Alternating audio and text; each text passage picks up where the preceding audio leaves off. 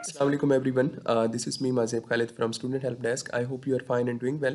आज की इस वीडियो में हम देखेंगे अल्फ्लाह स्कॉलरशिप स्कीम 2021-2022। इस वीडियो में हम देखेंगे कौन से जो है स्टूडेंट्स वो अप्लाई कर सकते हैं, एलिजिबिलिटी क्राइटेरिया क्या है, उसके बाद जो भी फॉर्म्स वगैरह हैं किस तरह अप्लाई करना है, ये सारी चीज़ें हम देखेंगे। तो वीडियो को लास्ट तक देखिएगा और अगर आप हमारे चैनल पर न्यू है तो हमारे चैनल को सब्सक्राइब भी कीजिएगा। यहाँ पे एक चीज़ याद रखिएगा कि जो एप्लीकेशंस हैं वो उसकी जो लास्ट डेट है फॉर सेशन 21-2022 वो 31 अक्टूबर तक है। तो आपने 31 अक्टूबर से पहले पहले स्कॉलरशिप के लिए जो एप्लीकेशंस हैं वो सबमिट करवानी है।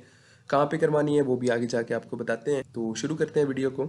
सबसे पहले बात करते हैं कि जो अल्फ्लाह स्कॉलरशिप स्कीम है ये 1998 से इसका इनिशिएटिव जो है वो लिया गया था और ये टैलेंटेड डिजर्विंग स्टूडेंट्स को जो है ये स्कॉलरशिप प्रोवाइड करते हैं। ये बहुत ज़्यादा अथेंटिक प्लेटफॉर्म है। अब बात करते हैं कि डिजर्विंग स्टूडेंट्स जिनके मार्क्स 70% जो है मैट्रिक में और 60% जो है वो इंटर या इससे इक्विवेलेंट डिग्री उनके पास जो भी है उसमें होने चाहिए।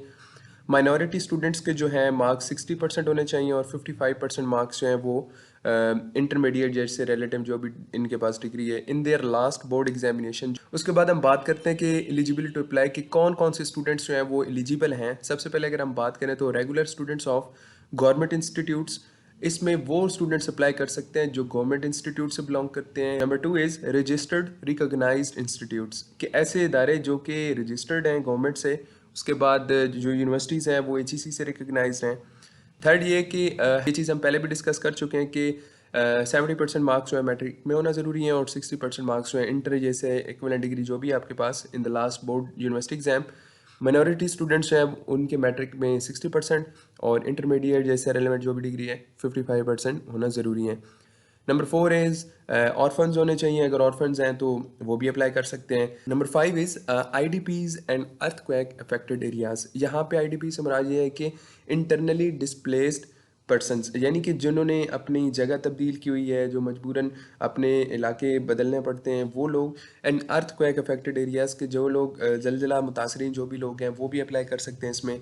Unfortunate unprivileged families facing acute financial hardship कि वो फैमिलीज़ जो कि काफ़ी ज़्यादा माली तौर पर वो मुश्किलात का शिकार हैं तो वो भी अप्लाई कर सकते हैं। तो ये इनके एलिजिबिलिटी क्राइटेरियाज़ हैं, इसमें आप लोग अप्लाई कर सकते हैं।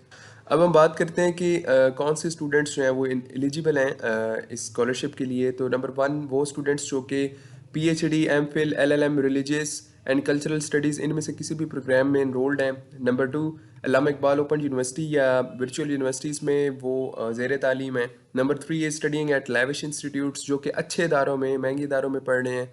स्टडिंग अब्रॉड जो कि बाहर पढ़ रहे हैं। सेल्फ फाइनेंस बेसिस जो कि सेल्फ बेसिस पे स्टडी कर रहे हैं यूनिवर्सिटी में। साउंड फाइनेंशियल पोजीशन जिनके पास जो माली तौर पर काफ़ी ज़्यादा स्ट्रॉन्ग है। Receiving scholarship from any other organization और गवर्नमेंट जो कहीं और से भी स्कॉलरशिप ले रहे हैं। तो ये इनएलिजिबिलिटी क्राइटेरिया है ये उन स्टूडेंट्स के लिए जो कि अप्लाई नहीं कर सकते। उसके बाद स्कॉलरशिप रेट देखते हैं कि जो मेडिकल इंजीनियरिंग के स्टूडेंट्स हैं यूनिवर्सिटी लेवल के उनको 6000 पर मंथ मिलेगा। मास्टर BS के जो स्टूडेंट्स हैं उनको 5000 जो है वो मंथली मिलेगा। BA BSc BCom के जो स्टूडेंट्स हैं उनको 4000 मिलेगा। इंटरमीडिएट लेवल के जो स्टूडेंट्स हैं उनको 3000 पर मंथ मिलेगा अगर आप ये स्कॉलरशिप विन कर देते हैं तो। उसके बाद जब बात कर लेते हैं रीजनल कोऑर्डिनेटर्स की।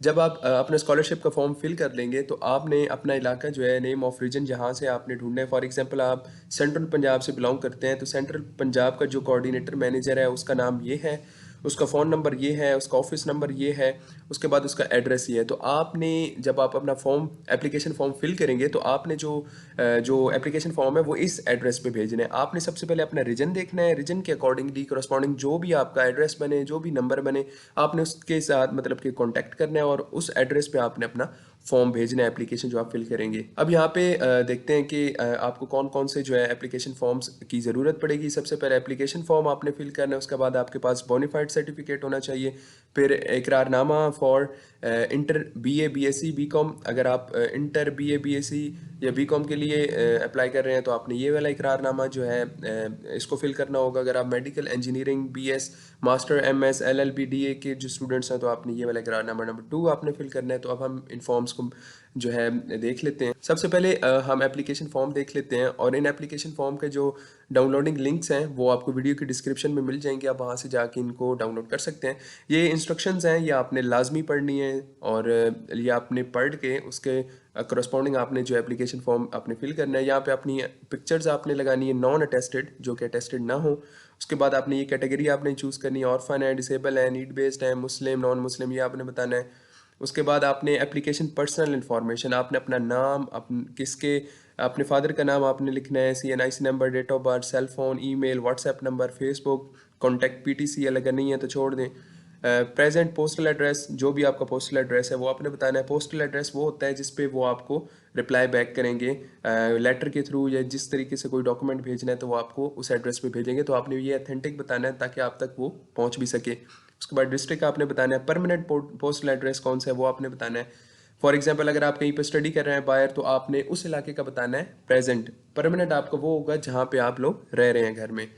उसके बाद आपने एजुकेशनल इन्फॉर्मेशन बतानी है, क्लास आपकी कौन सी है, कोर्स आप कौन सा पढ़ रहे हैं, ईयर आपका कौन सा, इंस्टीट्यूट कौन सा है, कॉन्टैक्ट नंबर, कब ये स्टार्ट हुई है आपकी डिग्री, कब ख़त्म होगी, एनी डिस्टिंक्शन ये बताना है आपने, मंथली फ़ी आपकी कितनी है, हॉस्टल एक्सपेंसेस, टीचर का नाम बताने हैं। उसके बाद कॉन्टैक्ट नंबर। अब यहाँ पे प्रीवियस एजुकेशन रिकॉर्ड की बात करते हैं। जितनी मैक्सिमम डिग्री आपके पास होगी वो आपने यहाँ पे उसको एंटर करना है। फॉर एग्जांपल आप इंटरमीडिएट के लिए अप्लाई कर रहे हैं तो आपने मैट्रिक के बारे में यहाँ पे बताना है। उसके बाद अगर आप ग्रेजुएशन के लिए अप्लाई कर रहे हैं तो आपने इन दोनों को फिल करना है। तो इस तरह आपने इस टेबल को जो है आपने मैक्सिमम एजुकेशन जो आपके पास है, जो भी मैक्सिमम डिग्री आपके पास है, वो आपने यहाँ पे उसको उसके बारे में लिखना है। Year, total marks, marks obtained, percentage के बारे में आपने लिखना है। उसके बाद आपने अपनी फैमिली एंड फाइनेंशियल इन्फॉर्मेशन के बारे में बताना है। अपने फादर का नाम, CNIC, उनके नंबर्स, मंथली इनकम क्या है, उनका स्टेटस बताना है कि वो एम्प्लॉय है, प्राइवेट एम्प्लॉय है, सेल्फ बिजनेस है, जो भी है वो आपने यहाँ पे चेक करना है। उसके बाद आपने बताना है कि आपके घर में से और कौन से लोग हैं जो कि सर्व कर रहे हैं, तो उनका सारा आपने बताना है कि उनका नाम, relation, name of department, company, employer, जहाँ भी वो जॉब कर रहे हैं, जो भी कर रहे हैं, एड्रेस बताना है आपने, टेलीफोन नंबर, डेजिग्नेशन, ग्रेड कौन सा है, मंथली सैलरी कौन सी है। अगर आपके फादर शॉपकीपर हैं तो आपने अपनी डिटेल देनी है अपनी शॉप की। आपने अपनी शॉप के हवाले से जिस चीज़ की भी आपकी शॉप है वो बताना है। शॉप किस लेवल की है वो आपने बताना है। 3 नंबर पे है टोटल मेंबर्स इन फैमिली, कितने मेंबर्स हैं। Applicant, his parents, brother and sister will be considered as family, ठीक है। उनके पेरेंट्स भी जो है, ब्रदर सिस्टर, सारे उसके फैमिली के मेंबर्स काउंट होंगे। उसके बाद उन्होंने उनकी डिटेल बतानी है कि वो कहाँ कहाँ पढ़ रहे हैं, नाम बताना है, जेंडर, क्लास कौन सा है। उसके बाद एजुकेशनल इंस्टीट्यूट कौन से स्कूल में पढ़ रहे हैं, उसका एड्रेस बताना है, किस किस्म का स्कूल है, गवर्नमेंट है, प्राइवेट है, उनकी मंथली फ़ी कितनी है, ये सारी चीज़ें आपने फिल करनी है। आपने यहाँ पे बताना है total fee and tuition charges of all siblings, अपने जितने भी घर के मेंबर्स हैं, जितनी भी उनकी एजुकेशनल एक्सपेंसेस हैं, वो आपने यहाँ पे बताने हैं। उसके बाद कोई और बंदा आपको सपोर्ट कर रहा है तो उसका नाम, पता, क्या लगता है आपका, वो आपने सारी चीज़ें बतानी है, कितने वो पैसे आपको पे कर रहा है।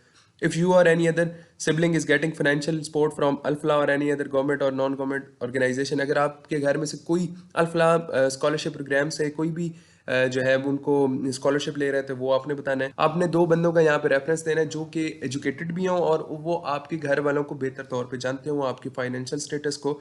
ये आपने बहुत अथेंटिक तरीके से आपने देना है और ये आपको बेहतर पता है कि आप किसके रेफरेंस दे सकते हैं। उसके बाद सर्टिफिकेशन की बात करते हैं। आपने सबसे पहले यहाँ पे ये बताना है कि जी जो भी डिटेल मैंने दी है बिल्कुल करेक्ट है। यहाँ पे अपना सिग्नेचर, अपने फादर, उसके बाद डेट, उसके बाद जिस इदारे में आप पढ़ रहे हैं उनकी ऑफिशियल स्टैंप, उनका नाम, जो भी हेड ऑफ द डिपार्टमेंट है उनका आपने नाम यहाँ पे लिखना है। उसके बाद डेजिग्नेशन, उनकी सिग्नेचर, डेट, ये सारी चीज़ें क्लियर हो जाएंगी। उसके बाद हम बात करते हैं कि कौन से डॉक्यूमेंट्स जो हैं, टेस्टेड डॉक्यूमेंट्स आपके पास होना बहुत ज़रूरी है। इसमें आपके पास सबसे पहले आपका अपना CNIC की कॉपी, उसके बाद फादर गार्डियन की CNIC की कॉपी, 3 रीसेंट फोटोग्राफ्स, उसके बाद photo copy of current electricity bill, आपके जो करंट इस महीने का जो भी या इससे प्रीवियस महीने का जो आपका इलेक्ट्रिसिटी बिल है उसकी फ़ोटो कापी। उसके बाद father, mother, brother, sister, pension book, salary slip, अगर उनमें से कोई जॉब करता है तो उनकी सैलरी स्लिप आपने साथ लगानी है। Photo copy of all previous exam result, जितनी भी आपकी डिग्रीज़ हैं पीछे जो आप उनको पास आउट कर चुके हैं, उनकी आपने फ़ोटो कापी लगानी है। उसके बाद photo copy of fees slip last semester year, अगर आप यूनिवर्सिटी के स्टूडेंट हैं तो आखिरी सेमेस्टर के जो आपकी फ़ोटो कापी है फीस स्लिप की वो आपने लगानी है। बोनाफाइड सर्टिफिकेट जो है वो आपने बताना है कि आपकी डिग्री कब से स्टार्ट हो रही है, कब से एंड हो रही है। इसका जो सैम्पल है वो अवेलेबल है, वो अभी हम जाके देखते हैं इनकी वेबसाइट पे। उसके बाद इकरारनामा टू बी डाउनलोडेड फ्रॉम, वो भी डाउनलोड करना है आपने इनकी वेबसाइट से, वो भी हम आपको अभी दिखा देते हैं। उसके बाद एक इकरारनामा जो है जो कि उसको फिल करना है और वो उसका जो सैंपल है वो भी इनकी वेबसाइट पे है, वो भी हम आपको दिखा देते हैं। Applicant of intermediate BA BSc will attach इकरारनामा on plain paper A4 while student of DAE, BS, Master, MBBS, BSc, Engineering, LLB will send the Iqrarnama on stamp paper worth 40-50 rupees or 20 duly attested by the notary public oath commissioner as and when asked by the office after approval of their application of for grant of scholarship. इसमें ये बताया गया कि जो इकरारनामा plain paper पे वो लिखेंगे A4 size, जो BA, BSc, BCom के स्टूडेंट्स हैं, इसका सैंपल भी अवेलेबल है, ये भी हम आपको अभी दिखाते हैं। उसके बाद जो BS के, MBBS के, BSc के जो स्टूडेंट हैं वो स्टैम्प पेपर लेंगे 40-50 रुपए वाला, और वो उसको नोटरी पब्लिक नोटराइज भी करवाएंगे किसी जो आपके इलाके के जो भी वकील वगैरह लॉयर से जाके वो उसको नोटराइज भी करवाएंगे, और उसके बाद वो फिर उसको साथ अटैच करेंगे।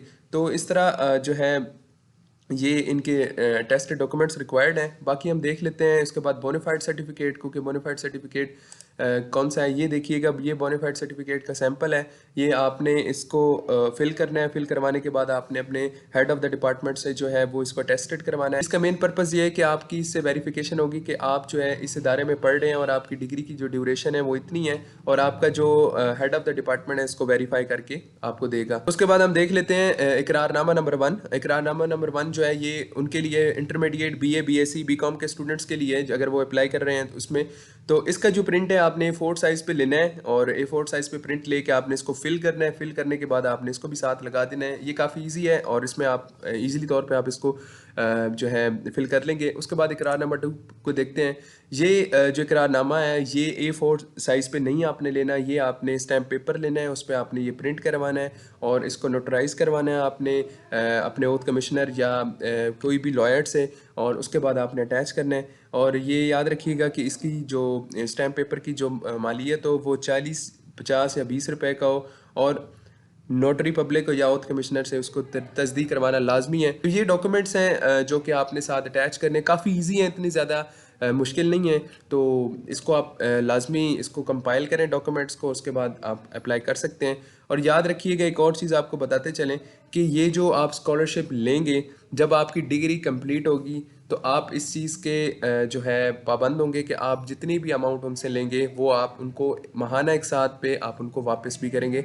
ये चीज़ आप यहाँ पे देख सकते हैं कि अपनी तालीम मुकम्मल होने के बाद बरसरे रोज़गार होते ही ना सिर्फ अपनी सहूलत के मुताबिक माहाना एक साथ मैं अल्फलाह स्कॉलरशिप स्कीम से हासिल शुदा रकम वापस कर दूंगा, बल्कि हस्ब तौफीक अल्फलाह स्कॉलरशिप स्कीम से तावन भी जारी रखूंगा। मतलब ये कि जब आपकी डिग्री कंप्लीट हो जाएगी उस वक्त तक ये आपको स्कॉलरशिप देंगे, और जब भी आप बरसरे रोज़गार होंगे, आपकी कोई जॉब होगी, तो आपसे ये आहिस्ता आहिस्ता वो आप इनको जितनी भी आप अमाउंट इनसे लेंगे वो आपने इनको वापस भी करनी होगी। तो आई होप ये काफ़ी अच्छा है, ये आपको काफ़ी ज़्यादा हेल्प करते हैं, सपोर्ट करते हैं, और आपकी ताकि आपकी एजुकेशनल जो एकेडमिकली आपका जो भी एक ट्रैक है उसमें आपको किसी किस्म की कोई मुश्किलात का सामना ना करना पड़े। So that was all about today. अगर आपकी कोई भी क्वेरीज हैं, क्वेश्चंस हैं, तो आप हमें कमेंट सेक्शन में कमेंट कर सकते हैं। श्योरली हम आपको वहाँ पे उसका रिप्लाई देंगे।